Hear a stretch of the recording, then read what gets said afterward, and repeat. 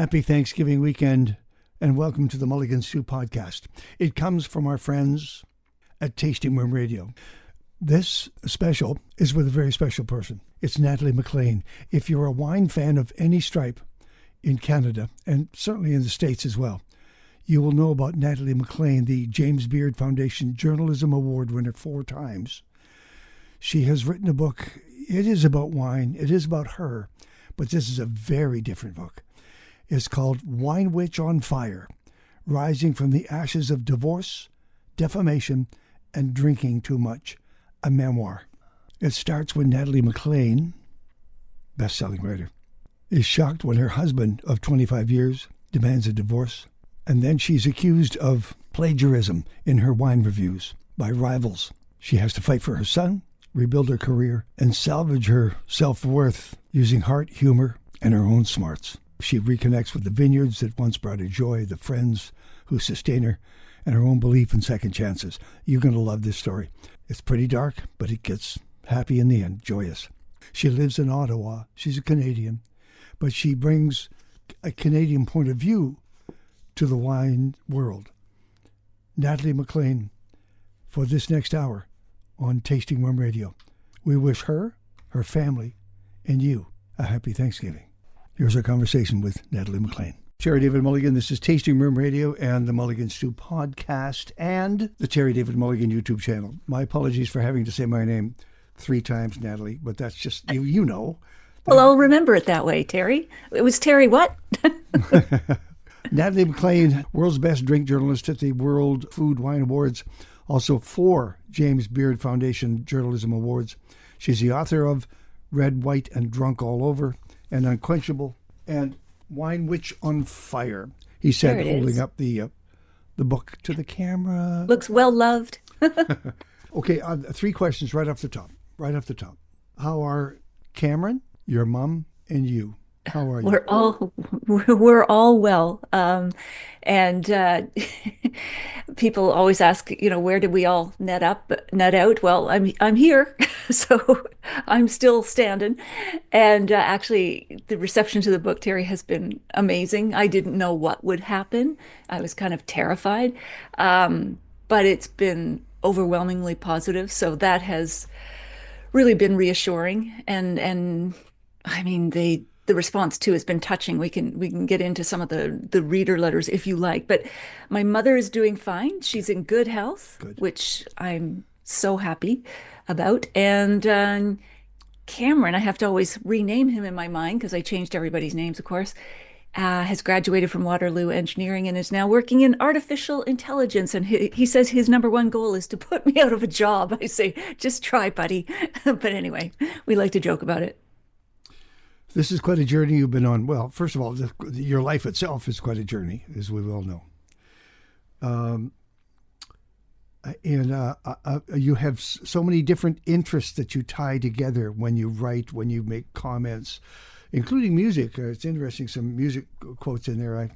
Because here's the thing. I'm a film critic with the Critics Association in Los Angeles, and I'm also a music journalist, and I follow acting. I follow actors, directors, producers. When I read a book, when I see a film, when I taste a wine, when I read a work of art of some kind, I owe it to the person who created it to dive in.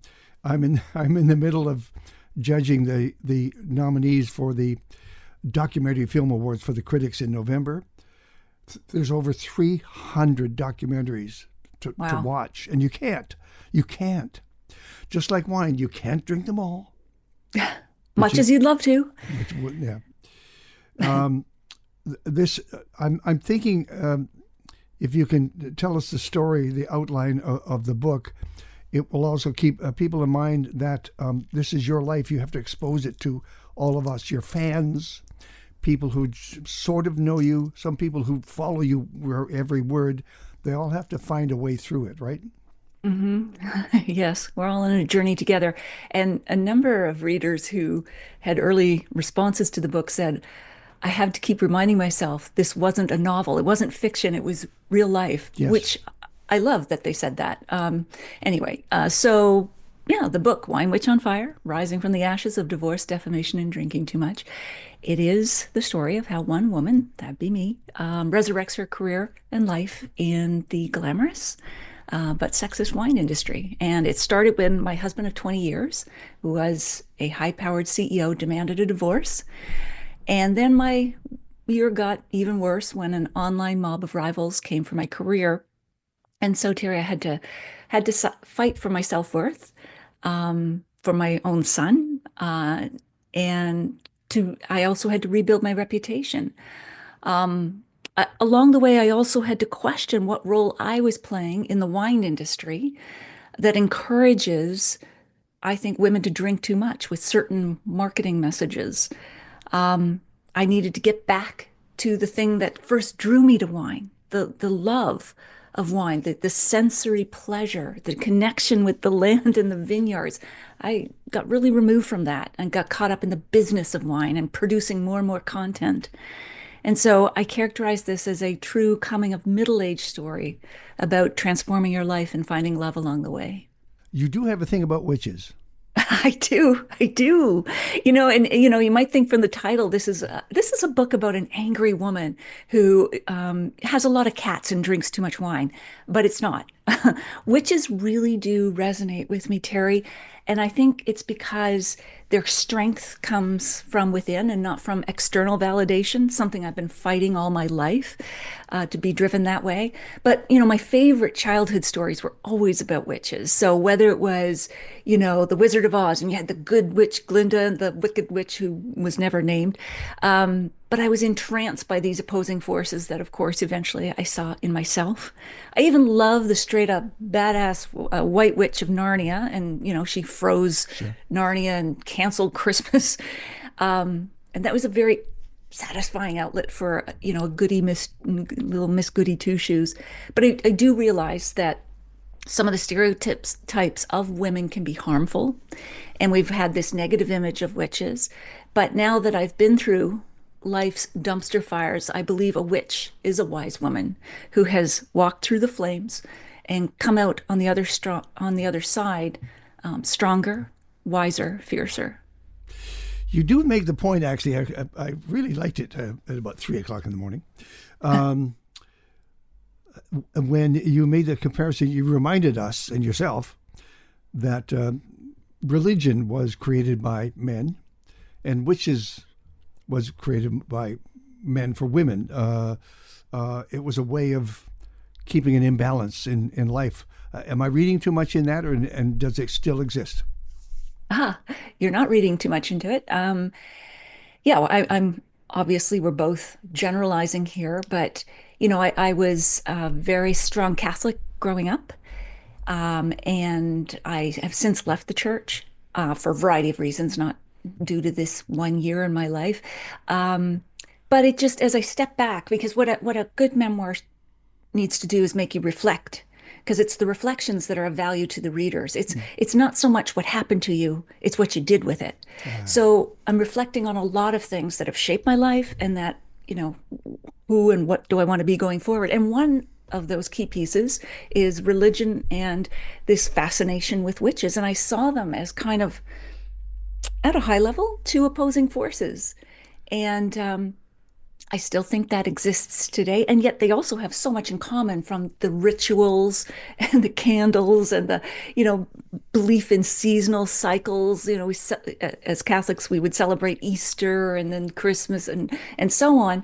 But that's all there too in a lot of the practices of Wicca, which is, of the witches. Yeah. And I loved also how they tied into my own Celtic history, because a lot of the first witches, if you will, were the Celtic druids who were women. So I loved how it all wove together. And those were the connections and reflections I was looking for while writing. Natalie, you well know, even looking back now, that some men would see you as a threat simply because you are positive, you know what you're talking about, you're emphatic in your statements, and stubborn. All those things that I like about you. Yeah, my mother would agree on stubborn, though she doesn't like it. Is that you? Have I described you I mean, for example, Yeah. having written a book like this myself on a much smaller level, I came out the end of it and Meg said, well, what are you changed? And I said, I realized very early on in my career that I was just an ass. And I went back and I apologized to those people who I had affected and cleansed my soul. What effect did this journey have on you?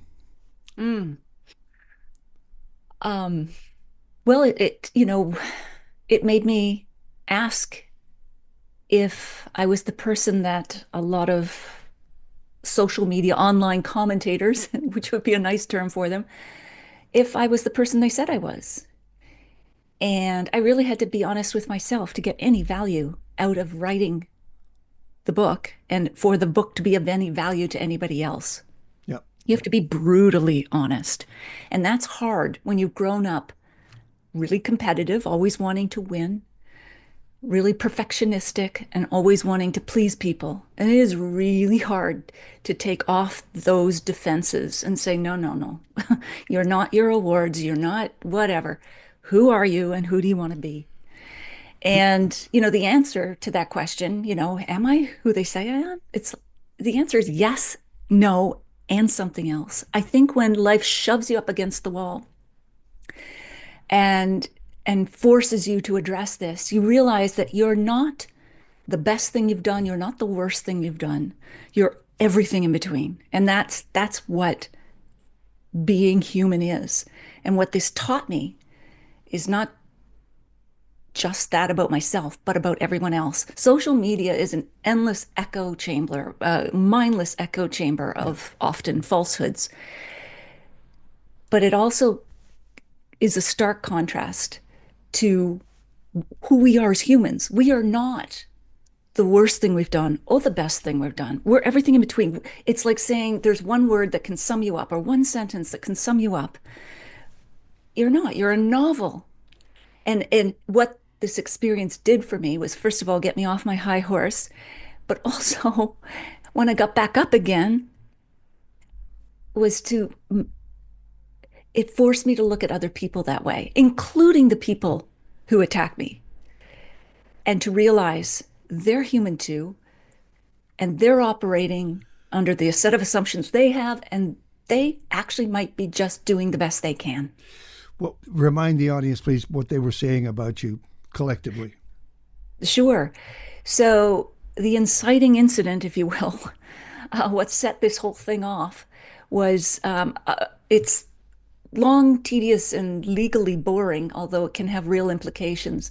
But to summarize in a nutshell, the LCBO, our provincial liquor board, publishes reviews of wines every time it launches a new wine. So thousands of reviews come out on its website, in its publications, and so on. My reviews are quoted, other people's reviews are quoted, and so on. So I started noticing that another wine website was quoting my reviews, even though I had declined politely to be part of their website. So I thought, well, this must be okay. This was back in the heyday of aggregators. Rotten Tomatoes, let's, aggregate all these reviews about a movie. Huffington Post. So I thought, well, I should be doing this too. My competitive instinct kicked in. I should be quoting what all the reviews are being posted in the LCBO so people have more context for a wine and so on. So that was the lightning rod, or I became the lightning rod for that practice of quoting others' reviews. And so the accusations were about copyright infringement. Some people got it mixed up with plagiarism, which this wasn't. That's when you try to pass off others' work as your own. These were attributed. And even I dropped out of law school, but I certainly got a legal degree, at least in copyright, by the end of it. Sure. So what they were saying was that I was violating their copyright. Sure. And I took down all the reviews, by the way. Were you surprised? You were aghast at how hard they came at you? Mm-hmm. Felt like something that had been pent up for a long time. Long time. A long time. Years. Yeah. Yeah. And it just needed that little pinprick in the dam to let it all out. And they did. They really did. How long did it take for that to heal? I'm still working on it. So, memoirist Glennon Doyle said, write from a scar, not an open wound. And then my family said, why are you writing about this when at least the scars have healed? And I said, well, Sean Doherty, beautiful Irish poet, said, why even bother writing about this? Why now? And he said, because somewhere, someone out there has a wound in the exact shape of your words. So, in other words, I needed the passage of time to do that healing. The therapy continues. These things always stay with you. They're always part of you. They're part of who you become. But in terms of how long did it take to get over it, the first year was the hardest. I developed a heart murmur. There are real physical implications. I mean, people say it's the internet. Sticks and stones will break my bones. Just turn it off. But if you earn your living online, you can no more just sort of turn it off than a surgeon can walk away from a hospital, at least if you want to earn a living and people depending on you for that living. Online bullies. Keyboard cowboys. In literally in anonymity, as they always say, sitting in their shorts in their basement suite. In their mother's basement, eating Doritos. I know some of them. We all do. You know them, yeah. They can do anything they want in this day. There's no accountability. No accountability. But you do want to surround yourself with people who are accountable, who do understand, and you can have a dialogue with. Do you have those people in your life now? Do you feel comfortable? I do. I mean, I was always a loner and an outsider, not just because I was an only child, but because my mother, who was a school teacher, and I moved probably 10 times before I turned 14. And so I was always in a new town, in a new school. So I developed the skills of an outsider, which of course has its pros and cons, makes you very observant, helps me with my writing, very lousy for birthday parties and socializing though. And so I've learned from this experience that you cannot do it alone. I held all of this in, what was happening online, for a week before I even told my partner, my mother, and only details at a high level to Cameron, my son, because he was a young teenager. And it wasn't till I let them in that I realized being strong doesn't mean going it alone. It means bringing in the people you love and trust. And Natalie, when did the balance between men and women in the wine business, you'd always known that women have to work 3 times as hard as guys to get half the profile. At some point, did that seem too large a hill to climb to reclaim your femininity, your status, your right from wrong? Mm-hmm. Yeah, I talked to a few friends saying, should I just walk away from it? Sure. This is just so hard. But they said, look at all you've built. You've developed a career. I used to say to them, I'm a nobody from nowhere who built a career out of nothing. I knew no one in the media. I had zero wine knowledge when I started. Now I got training, got a sommelier certificate and so on, and learned, of course, with all the research and writing over 20 years. But they said, why are you going to walk away from that? I mean, recall what brought you to this in the first place, those sensual pleasures, the way wine engaged you on every level, from intellectual to the sensual to even the pure buzz of it, the alcohol. Nothing else has done this for you. Yeah. Why would you give that up? It's a long road back, but don't forget where you started and why you first came into this industry. Natalie Maclean, Wine Witch on Fire, Rising from the Ashes of Divorce, Defamation, and Drinking Too Much, a memoir, and the longest title of the year. Yes, brought to you by all the Dismal Ds. My marketing team at the publisher said, if you add one more Dismal D, we cannot sell this book. I want to ask, I don't know, depression, delirium, destitution. It's like, what are you doing to us? Did you think you knew your audience? And if you didn't, what surprises came at you?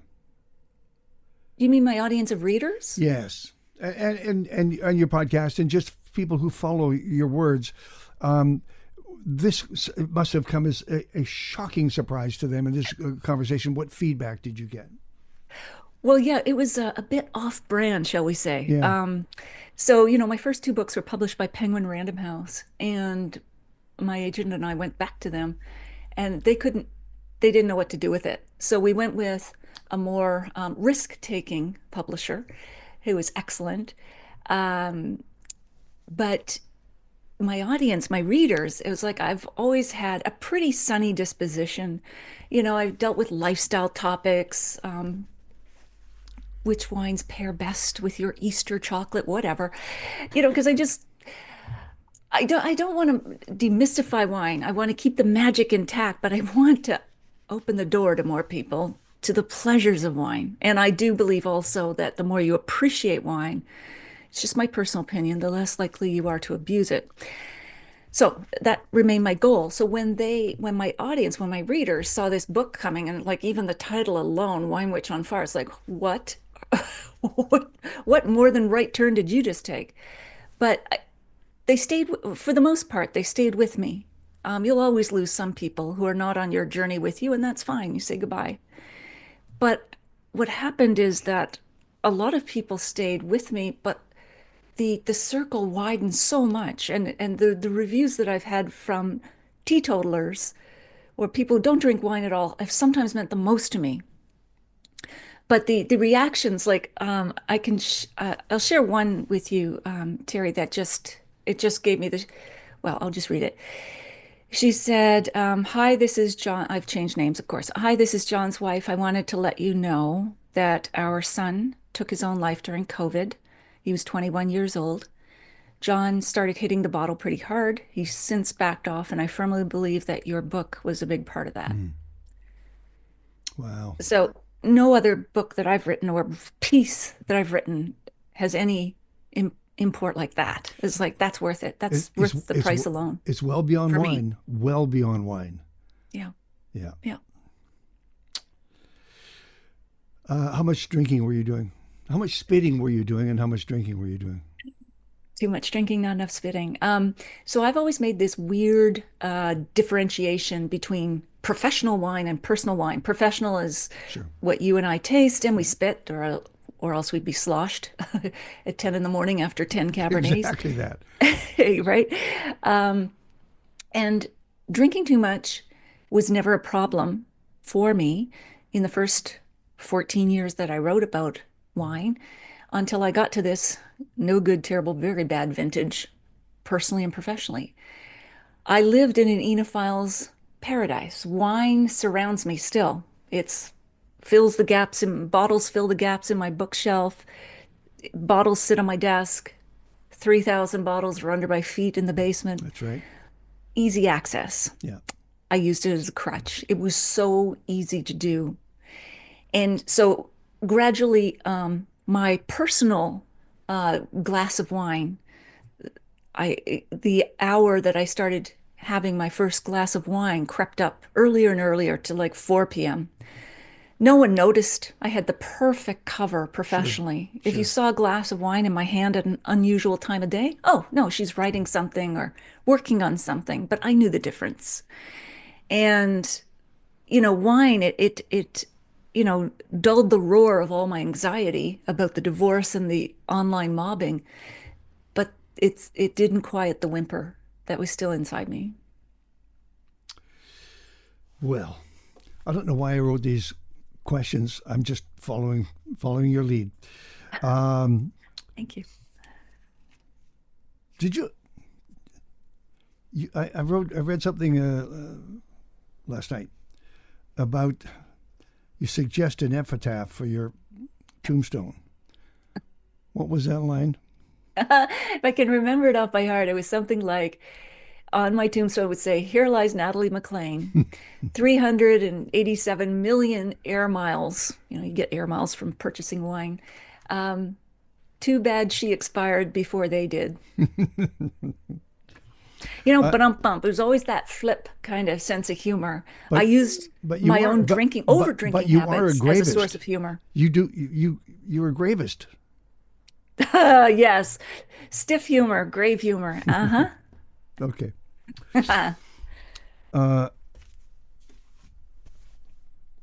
I mentioned healing in all of this because I identify with that very much. So we'll talk about wine in just a second. Do you feel healed? Does that scar closed? Mm-hmm.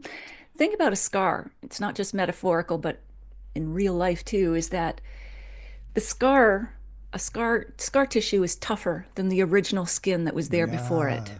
It's less permeable. It's stronger. Now, that said, people have said, asked me, have you developed a tougher skin? Which is a different question to me. Yes. And it's like the writer Philip Roth said, no, over the years, my skin has become thinner and thinner until you could hold me up to the light and see right through me. And I never want to develop a tough skin. Yeah. I do believe that the only defense is complete vulnerability. And plus, I want the love to still be able to come in. I don't want to have a tough skin that prevents that. I'm going to ask you some rapid fire questions just because we want to cover a lot of ground. We both knew the Hardy Winery in PEI in Prince Edward County, and I liked the man. We visited him, Jason and I. Yeah. And personal favorite, his wine. I interviewed him on YouTube. Yeah. Yeah, fascinating. And you reviewed his wines and appreciated them as much as I did. I just thought it was fantastic. And then he was accused of sexual harassment, and the reaction is what surprised you, is it not? Or the inaction? Inaction. No, I believe everyone deserves a fair hearing. You know, if I've learned anything, it's not to jump on the mob pile. But he published a letter on his website, and this is only after the Globe and Mail contacted him twice. Yeah. At the first time, because they did an investigation, and 21 women came forward with accusations, and he denied it. And then the second time, just before they were going to print, he published a letter on his website because I never pretend to read people's minds or intentions. He published a letter on his website saying that many of the allegations were true. So given that, I guess I was really surprised that not much happened. I mean, the LCBO and the SAQ in Quebec removed his wines from their store shelves. And then I'm not exactly sure if the SAQ has relisted him, but the LCBO did 6 months after, just in time for the holiday buying season. Yes. Yes. We vote with our dollars.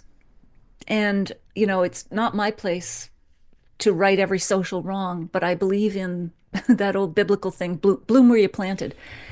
So deal with the things that you know about that are local to you that you can have impact on. And I informed the readers of my e-newsletter, my podcast listeners, and so on, that I was removing his wines from my website.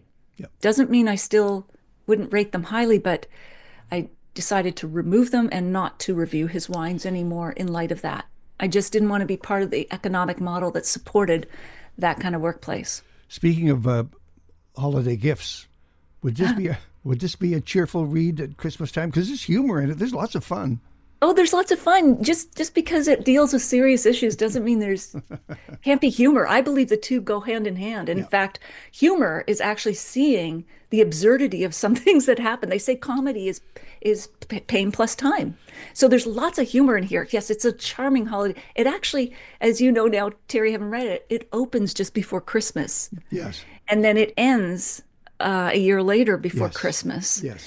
So there's definitely just a holiday in time for the theme holidays. threaded. Yes. Yeah, my nightmare before Christmas. All right, let me move along here quickly. How wine is marketed to women. I know it's a big subject. Sure. So according to some marketing or some wine labels, we're either babes or battle axes. Yeah. The message is right on the label. And I think that wine labels that profit from powerlessness, we need to vote them out with our dollars. You could say, oh, it's just LOL, social memes, lighten up. But there's so many more wines with authentic stories made by women and other underrepresented groups that I just don't think we need to waste our money or time on them. Thank you. By the way, just let's bring this right full circle, because the British Columbia wine industry, who awarded you your award in March, I believe, of this year. Um, they're going through two deep freezes that decimated many of the vineyards. They've been given permission by the government to go and source wine fruit from elsewhere, and Washington is the first choice, of course. Much of the same soil, same conditions, and they're down there now, actually growing their fruit for this harvest. I don't know how it's all going to work out. What do you think of the thoughts about that and the transparency of the label saying this is a BC wine as grown in Washington? Oh, that's a sticky wicket. What else are they going to do? They have to get grapes from somewhere else. I would think Washington would share a lot of climatic conditions, And they though, have the fruit. of course, not Yeah, not exactly the same. I think that it needs to be all of this is about transparency, sure. vulnerability, openness. Yeah. As long as people know, I don't know what the final label design will be. Perhaps that's what it is, what you just said, but something that says this is a recovery wine.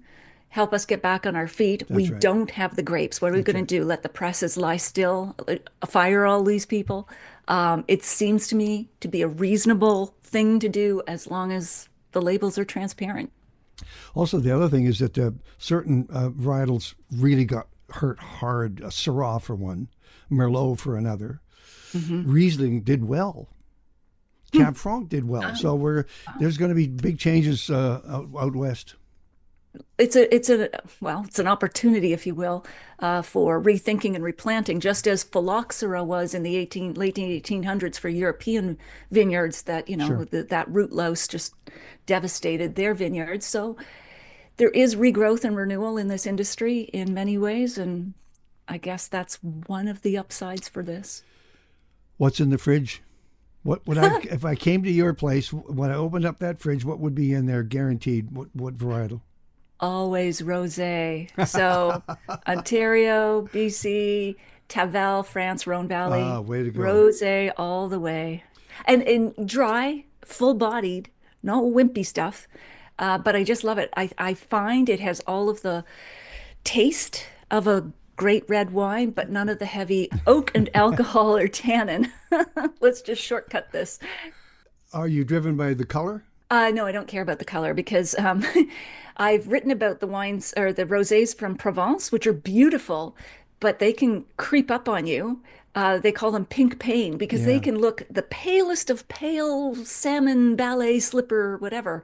But man, they can pack a punch sometimes with their alcohol level. Tavel is just an astonishing It's, region. yeah, it can be full-bodied as well, but Yeah. I just love the full taste of it without going all the way into a red. I mean, if I'm just picking, I love the whole diversity of wine and a range, but yeah, if I have a go-to, it'd be rosé. In the last couple of minutes I have here, who are you keeping an eye on? What region? You know, continue to try to dig deeper into Canadian regions. It was wonderful, even though the tone wasn't upbeat, to be in BC earlier March, as you mentioned. Um, I love to explore our own backyard.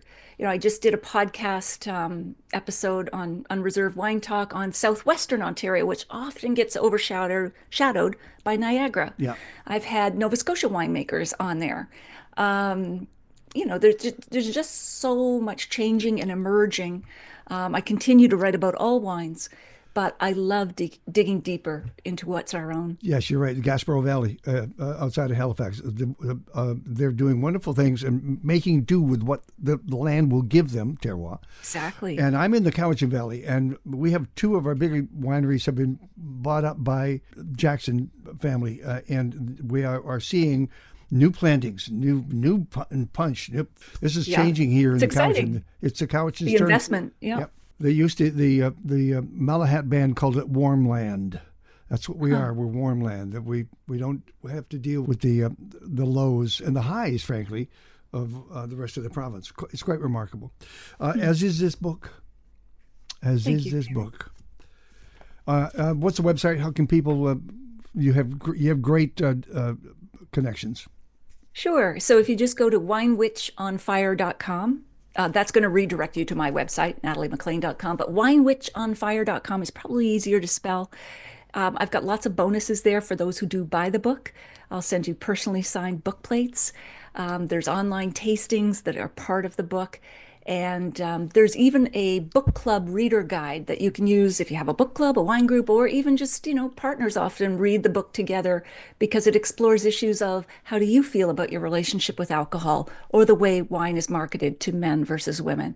There's lots of food for discussion or thirst, whatever, drink for discussion. Let's make a small pact. Before we get run over come Christmas time, Yes. I'd like to come back to you and have your end of the year suggestions. Yes, please. I would love to reconnect with you, Terry. I love this conversation. I cannot believe how fast it went. Wow. Great questions. Thank you so much for making me think about things again. I have to find more time for words. Thank you so much for doing this. Thank you. Thank you, Terry. Cheers. Okay. Natalie Maclean, the author of Wine Witch on Fire, Rising from the Ashes of Divorce, Defamation, and Drinking Too Much. We thank her, and we will check in with her before Christmas. If you'd like to see the video version of this interview, you can find it on the Terry David Mulligan YouTube channel. Happy Thanksgiving all.